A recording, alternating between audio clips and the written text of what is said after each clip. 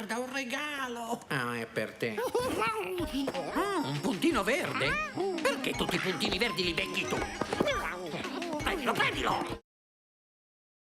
Perform magic, which is pretty fascinating. He's actually magical. He wants to be loved, really, underneath it all. He just has a very, very dysfunctional way of going about achieving that, and feels that he must destroy little blue creatures in order to make that happen, which is probably a form of psychosis. Though he's very loyal in his way. I mean, he's with this, why he stays with this cat, I don't know. I mean, it seems to drive him crazy, this cat. Although there's probably a lot of married relationships we've seen that, like, why don't you just get divorced? What are you guys doing? You seem to drive each other crazy.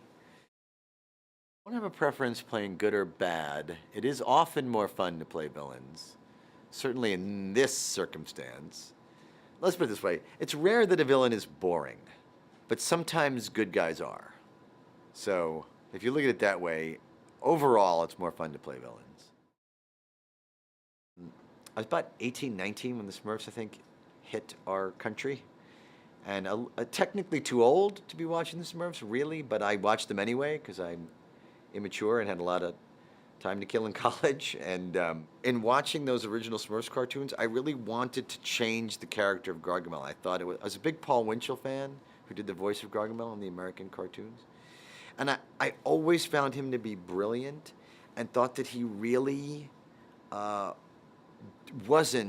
didn't do his best as Gargamel in the American cartoons. And little did I know that many years later I would get my wish to revamp that character and do it in a funnier, more interesting way.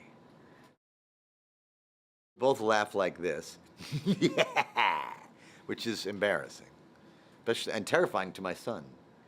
We're both balding to different degrees, but let's face it, we both don't have as much hair as we used to.